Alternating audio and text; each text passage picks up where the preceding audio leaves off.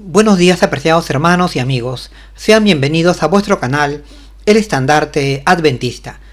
Bien, siguiendo con los estudios de nuestra lección de escuela sabática, la cual está basada en el análisis de un conjunto de profecías y símbolos del Antiguo Testamento que nos hablan acerca de nuestro Señor Jesús como el Mesías que había de venir a su nación Israel. El día de hoy tenemos el desarrollo de un maravilloso tema que tratará acerca de la vida de servicio de nuestro Señor Jesús, pues en esto consistió la vida de Cristo aquí en la tierra, ya que Él buscaba servir al prójimo, atendiendo las necesidades de las almas dolientes, desconocedoras de la verdad. Cristo dejó los atrios celestiales para venir a nuestro mundo, con la misión de mostrarnos el amor de Dios a través del desarrollo de una vida de servicio al prójimo, y así enseñarnos la nobleza de servir a los demás, aun siendo pobres. Sin embargo, antes de continuar, queremos tener unas breves palabras de oración. Oremos, apreciados hermanos y amigos. Querido y bondadoso Padre Celestial que estás en las alturas de los cielos, te agradecemos por tus cuidados y por tus gratas bendiciones, y también por esta hermosa oportunidad que nos das de estudiar tu santa y buena palabra, la cual es como una luz que nos alumbra en nuestro camino a la Canaán celestial. Queremos pedirte en esta hora la ayuda de tu Santo Espíritu, para poder entender este hermoso relato sobre la vida de servicio de nuestro Señor Jesús, pues también queremos aprender a servir a los demás, y así dar un testimonio de que te conocemos, guardando tus santos mandamientos. Te lo suplicamos en el nombre que es sobre todo nombre, el de nuestro Señor Jesús, con el perdón de nuestros pecados. Amén. Bien, nuestra lección lleva por título El verdadero sirviente, un título que resume la idea central del presente estudio, pues pretende mostrarnos a nuestro Señor Jesús desarrollando una vida dedicada a servir al prójimo, mostrándonos de esta manera que en él se cumplían las profecías del profeta Isaías referentes al Mesías, que señalaban que él se distinguiría por servir a los demás, mostrándonos de esta manera la justicia de Dios, que es el amar al prójimo, y actuar en consecuencia a este amor, lo cual también es una lección para nosotros, ya que nos enseña a dejar nuestra vida de egoísmo y convertirnos a una vida de amor por el prójimo, pues esto será lo que distinguirá a los que pertenecerán al buen reino de Dios. Como texto de introducción, tenemos un interesante fragmento de la revista Signs of the Times, del 15 de abril de 1897, en donde Ellen White nos dice que era tan desesperada la situación del ser humano por su caída en el pecado, que el mismo príncipe celestial, el Hijo de Dios, convino en dejar los atrios de los cielos y venir personalmente a la tierra para restaurarnos, convirtiéndose Él en nuestro instructor y redentor. Instructor porque Él nos enseñaría las bondades de la santa ley, y redentor porque Él pagaría el precio del pecado de la humanidad, entregando su vida. Bien, dicho esto, pasemos a desarrollar las preguntas de nuestra lección. Pregunta número 1. Aunque los versículos de las Escrituras lo llaman príncipe y rey, ¿qué caracteriza especialmente al Hijo de Dios y cómo se considera en general a alguien que ocupa esta posición? Bien, aunque nuestro Señor Jesús es el gran príncipe de los cielos, el Hijo de Dios, el hacedor de los cielos y la tierra, sin embargo, tiene una cualidad que lo caracteriza y distingue, y que es el comportarse o el actuar como un siervo o un servidor. Así lo reconoce la palabra profética en Isaías 42:1, diciendo: He aquí mi siervo, yo le sostendré, mi escogido en quien mi alma tiene contentamiento, pues he puesto sobre él mi espíritu. Palabras que nos indican claramente cómo Dios considera a su Hijo, nuestro Redentor Jesús, como un siervo o como un servidor, pues agrega que tiene su mismo espíritu, es decir, el mismo carácter de Dios el Padre Celestial. Y en realidad, hermanos, el Señor Jesús se distinguía por servir a los demás, mostrándonos en esta cualidad el carácter mismo de Dios, pues Dios mismo tiene esta característica. Es por eso que el Señor Jesús dijo: El que me ha visto a mí, ha visto al Padre. También tenemos una subpregunta que dice: ¿cómo se considera en general a alguien que ocupa esta posición? Es decir, esta posición de sirviente. Bien, aquel que ocupa esta posición de atender o servir a los demás es considerado como un siervo o un servidor, la cual es una ocupación sencilla pero necesaria, ya que de alguna manera se necesita que alguien sirva o atienda, y así es como la profecía consideraba al Mesías o ungido de Dios, lo cual se cumplió en la vida de nuestro Señor Jesús, pues el Señor Jesús desarrolló su existir aquí en la tierra sirviendo al prójimo y atendiendo las necesidades de las almas dolientes. Y todo esto no solamente con el propósito de darnos a conocer a nuestro Padre Celestial, sino también de enseñarnos a seguir su ejemplo, ya que también nosotros debemos aprender a servir a los demás.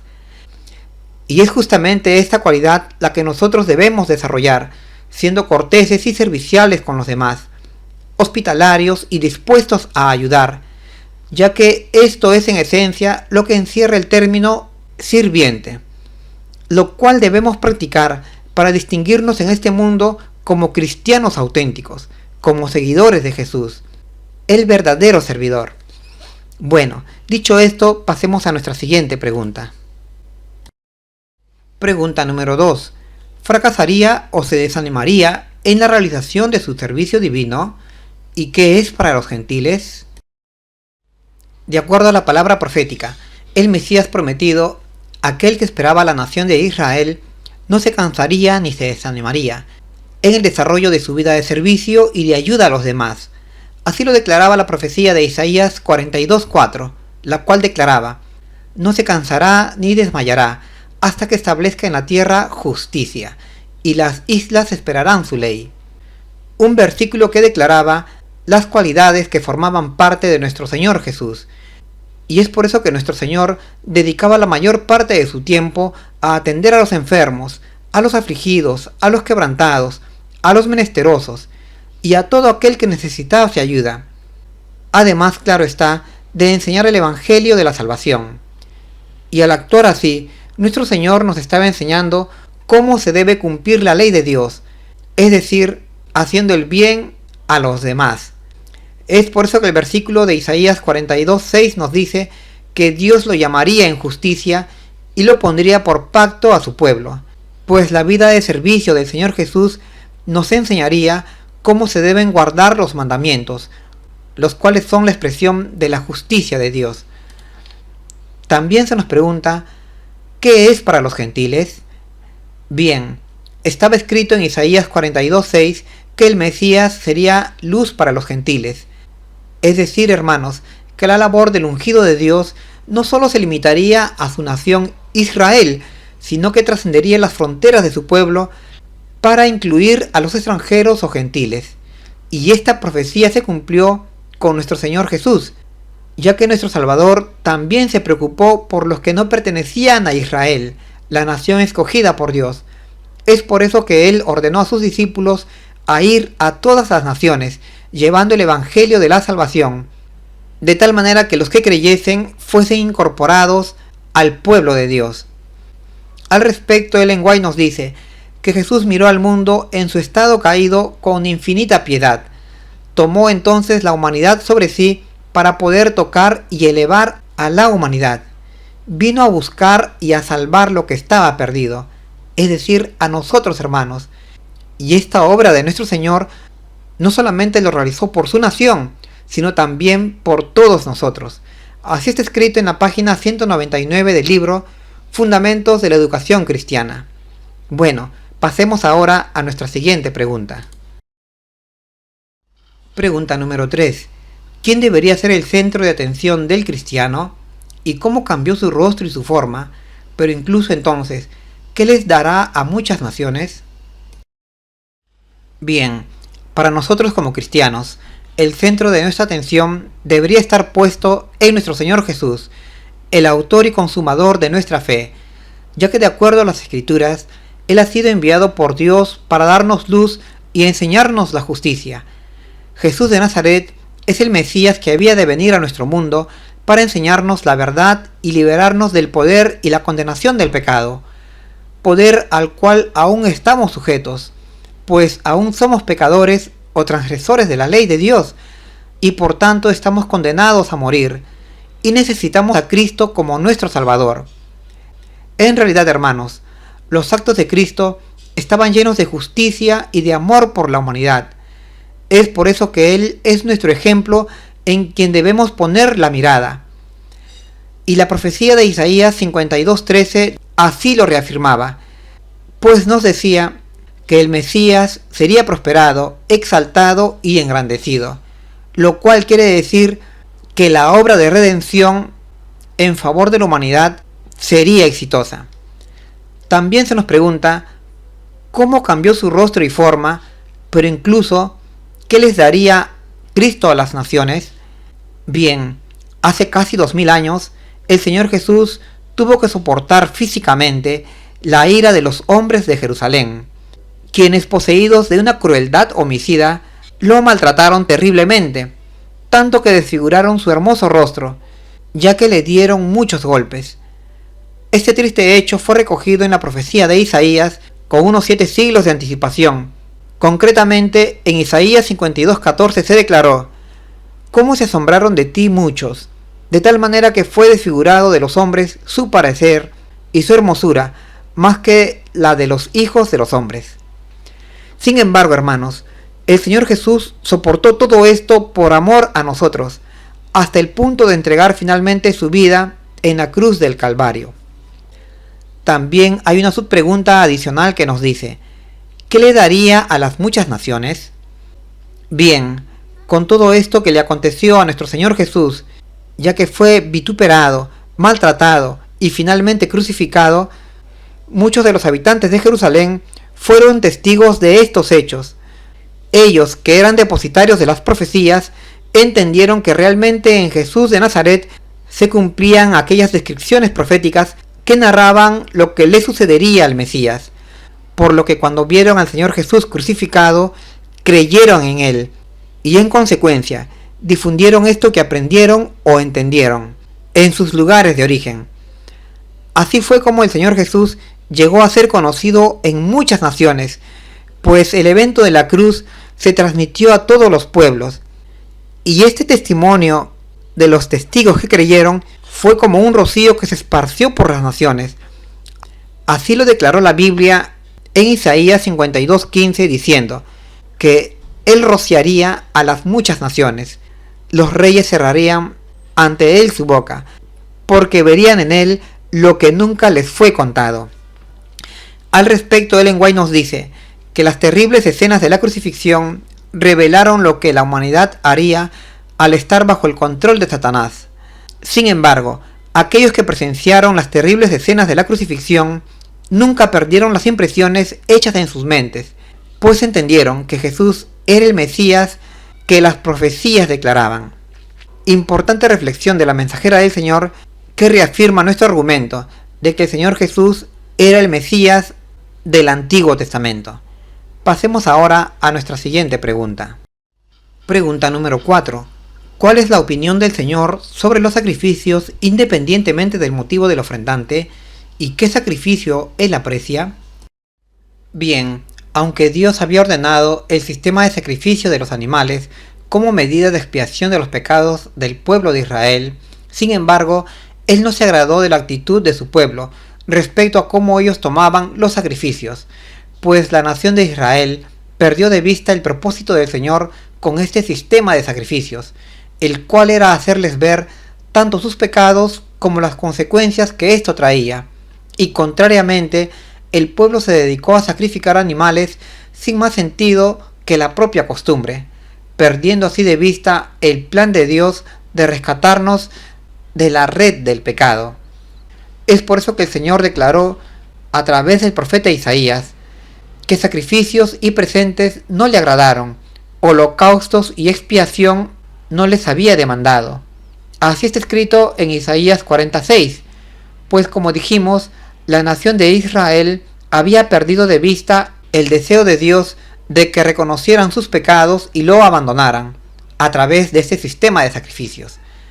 Esta misma idea la vemos en Isaías 56:16 que nos dice: ¿por qué no quieres sacrificios que yo lo daría? No quieres holocaustos. Pues hermanos, la nación de Israel se había acostumbrado a sacrificar animales, a derramar sangre inocente, sin impresionarse por esto. Tenemos también una subpregunta que nos dice: ¿qué sacrificio aprecia? Bien, de acuerdo a la declaración de Isaías 51:17, vemos que lo que el Señor aprecia es el sacrificio de un espíritu contrito, humilde y quebrantado, ya que esto expresaría el dolor que siente la persona por pecar u ofender a Dios y al prójimo. Y en realidad, lo que Dios pretendía con el sistema de sacrificios es que su nación Israel reconociera sus pecados y los abandonara, convirtiéndose de su maldad a la obediencia a los buenos mandamientos del Señor, a través de este sistema de sacrificios. Pues Dios deseaba que fuesen buenas personas, dóciles, amables, obedientes, guardadoras de los santos mandamientos de la ley de Dios. Así se encuentra expresado en Isaías 51:17 que nos dice: los sacrificios de Dios son el espíritu quebrantado, al corazón contrito y humillado no lo despreciarás, tú, oh Dios. Pues como señalamos, el Señor deseaba la transformación del carácter de su pueblo, de un espíritu rebelde a un espíritu de santidad. Pero la nación de Israel, su pueblo en la antigüedad, sencillamente se acostumbró a sacrificar animales, a derramar sangre, sin entender que era necesario de parte de ellos su conversión. Bueno, pasemos ahora a nuestra siguiente pregunta. Pregunta número 5. ¿Qué significa el versículo que el Hijo del Hombre será por santuario para la casa de Israel y Jerusalén? Bien, dado que la nación de Israel se había acostumbrado a ir a Jerusalén a congregarse ante aquel gran templo o santuario que allí se hallaba para sacrificar animales, pero sin producirse en ellos una genuina conversión y un abandono de sus pecados, entonces Dios les envió a su Hijo, al Señor Jesús, el Mesías de las Escrituras, para que ellos pusieran sus ojos en Él y le siguieran, pues Jesús era el verdadero templo o santuario a cual deberían acudir, y no a aquel templo de Jerusalén que se había convertido en un lugar lleno de formas y ritos religiosos, pero vacío de conversión de las almas. Cristo, con su vida de santidad y su sacrificio en la cruz, moriría para librar a su pueblo de sus pecados, pero también para realizar en ellos una obra de transformación, llevándoles a la santidad y justicia que Dios les pedía. En este sentido, Jesús era el santuario o la roca angular sobre la cual se edificaría el gran templo espiritual de Dios. Es por eso que se escribió en Isaías 8:14 que Jesús sería el santuario, mas a las dos casas de Israel una piedra para tropezar y caer. En realidad, hermanos, todo aquel santuario o templo físico de Jerusalén, con su gigantesco sistema de sacrificios, apuntaban a Cristo, el verdadero sacrificio y el verdadero santuario espiritual, pero su pueblo, la nación de Israel, se negó a aceptarlo y recibirle en sus corazones, y es por eso que tropezaron y cayeron, y con ellos cayó aquel gran templo físico y su ciudad Jerusalén. Lamentable resultado para el antiguo pueblo de Dios. Bien, pasemos ahora a nuestra siguiente pregunta. Pregunta número 6. ¿Qué tuvo que surgir de las raíces de Isaí y qué espíritu reposaría sobre él? Bien, de acuerdo a las escrituras, se nos dice en Isaías 11, versos del 1 al 3, que de la raíz de Isaí surgiría un tronco o un vástago, en quien reposaría el Espíritu de Dios. Esto significaba que del linaje de Isaí, el padre del rey David, surgiría un descendiente que se distinguiría por su sabiduría y juicio, por su fortaleza y por su temor a Dios. El tal descendiente o vástago de Isaí sería nuestro Señor Jesús, pues él cumpliría exactamente esta profecía de Isaías 11, versos del 1 al 3. Pues en primer lugar, por línea paterna y materna, el Señor Jesús descendía de Isaí, el padre del rey David, y en segundo lugar, porque en Cristo Jesús reposaba aquella sabiduría, entendimiento, fortaleza y temor de Dios. Esas cualidades eran las que distinguían a Jesús de Nazaret. También se nos pregunta, ¿qué espíritu reposaría sobre él? Bien, el espíritu que reposaría sobre el Mesías sería aquel espíritu de sabiduría, entendimiento, de fortaleza y de temor a Dios, cualidades que exhibió el Señor Jesús durante su ministerio, así como también en su vida hogareña. Así estaba escrito en Isaías 11, 2 y 3, el Señor Jesús incorporaba en su personalidad todas estas cualidades que servirían a la nación de Israel para reconocer al verdadero Mesías, aquel Mesías que las Escrituras prometían que vendría. Sin embargo, como sabemos, los judíos, por más que tenían toda esta información y vieron con sus ojos la obra de Cristo Jesús en su tierra, se rehusaron a reconocerlo y a admitirlo como el ungido de Dios. Bueno, pasemos ahora a nuestra última pregunta. Pregunta número 7. ¿Qué caracterizaría sus acciones hacia los pobres y réprobos? Bien, según la profecía, lo que caracterizaría al Mesías en cuanto a los pobres y réprobos o marginados de su sociedad es que actuaría ante ellos con justicia, restaurándolos al seno de su nación Israel. Así estaba escrito en Isaías 11:4 que nos dice: juzgará con justicia a los pobres y arguirá con equidad por los mansos de la tierra. Y así se cumplió en la vida de nuestro Señor Jesús, quien siempre luchó por los pobres y marginados de Israel, haciendo justicia con ellos. Por eso el Señor Jesús declaró que de los pobres era el reino de Dios, ya que buscaba hacerles justicia. Y esto lo dijo delante de los escribas y fariseos, quienes eran los que se servían de ellos, de los pobres, y los marginaban. En realidad, hermanos, en su primera venida a la tierra, nuestro Señor Jesús realizó múltiples obras en favor de su pueblo, la nación de Israel, siempre buscando justicia para ellos, y así, a través de una vida de servicio, nos mostró el verdadero rostro de Dios, el cual era compasivo con los sufridos y dolientes de la sociedad, y de allí que el Señor siempre estuviese consolando, sanando y aliviando a los que sufrían, a los quebrantados de corazón.